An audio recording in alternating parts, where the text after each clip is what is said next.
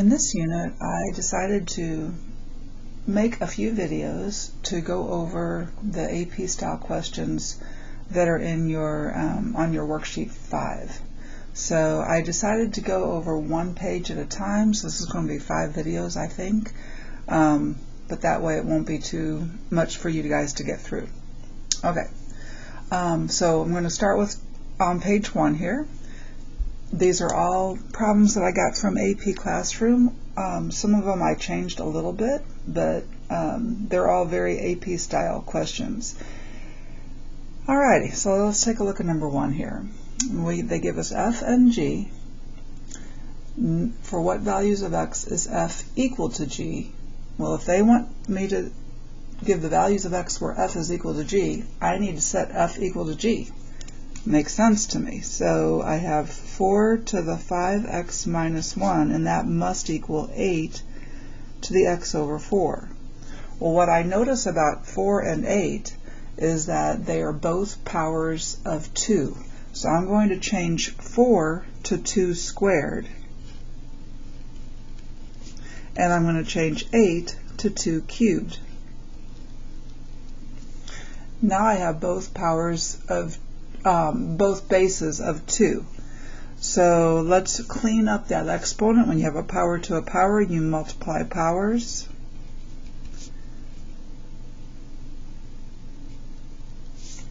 And now I can just set those two exponents equal because their bases are the same.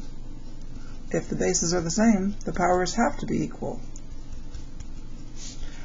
I might just multiply both sides by 4 here.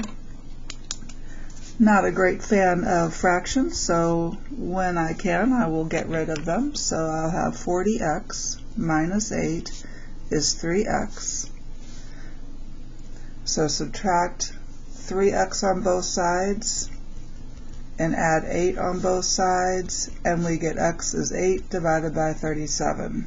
So that answer would be A. Alright, number 2. The exponential function g is given by 5 to the x. Which of the following expressions defines g inverse? So from looking at all of the questions on AP Classroom, I realized that they are it's really important to them that you know that logs and exponentials are inverses of each other. The inverse of 5 to the x is log base 5 of x. Those are inverses, and it is important to them, I can tell, that you know that. I already know the answer is A, but I do want to show you something. To find the inverse of a function, for any function, we would switch the x and the y and solve for y. So this is my y, so I'm going to switch the x and the y and solve for y. What would you do on both sides to get y by itself? I would take log base 5 of both sides. If I take log base 5 of both sides, I get that inverse. So g inverse is log base 5 of x.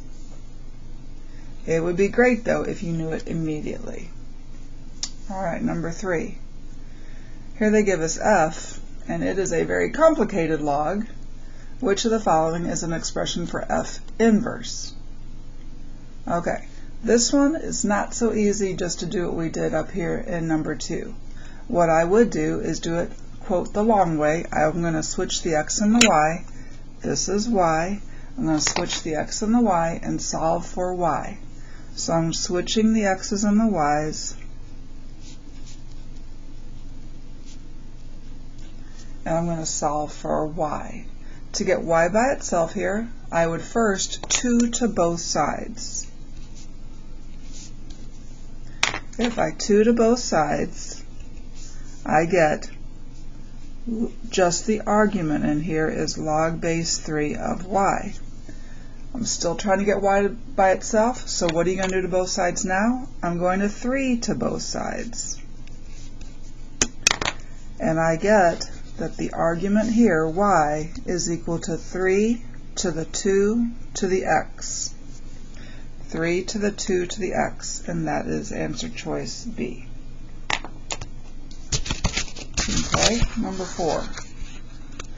All right, the table gives values for f. For selected values of x, which of the following is a verbal representation of f inverse, the inverse of f?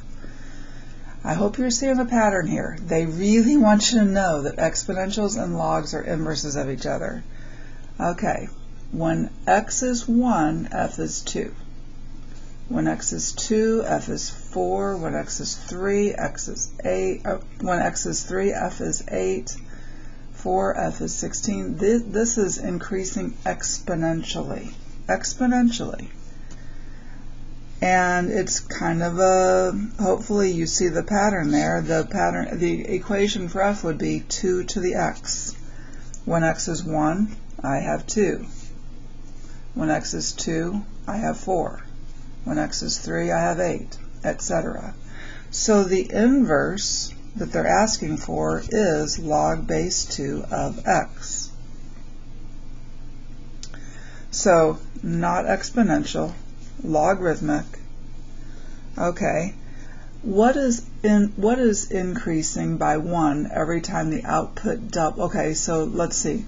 It's either the input values increase by 1 every time the output's value, or the outputs increase by 1 every time the inputs double. If I was writing the table for the f inverse, if I'm writing the table for f inverse, I switch. That's what inverse functions do. You switch the x's and the y's. So we would have 2, 1, and then 4, 2, and then 8, 3, and then 16, 4. What is doubling? X is the input. Y is the output. So what is doubling each time something increases by 1? What is increasing by 1? The output is increasing by 1 every time the input values double. So this answer would be B. All right, number 5. The graph of the exponential function f is given on the right. Which of the following could be a table of values for the inverse function of f? Okay, well, I do see an exponential function. I see that I see the point 0, 1, and I see the point 1, 2. 0, 1, and 1, 2, right? So this graph looks like 2 to the x to me. When x is 0, we're at 1. When x is 1, we're at 2. When x is negative 1, we're at 1/2. That does appear to be 1/2. When x is negative 2, we would have 1/4.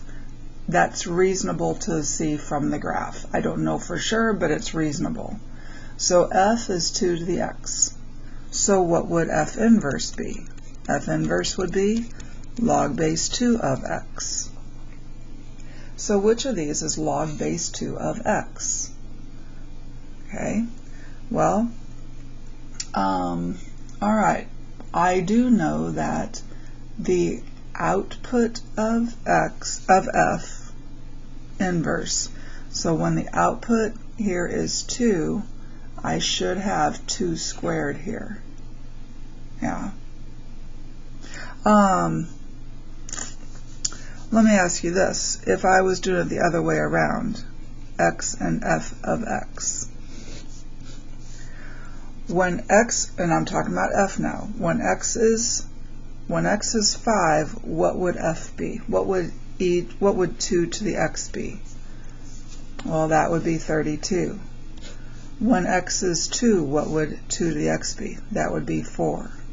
So the inverse, it would be this one here, D. I happen to be looking at the right one. So that would be D. Alrighty, that's page 1. I'm going to pause and go to another video.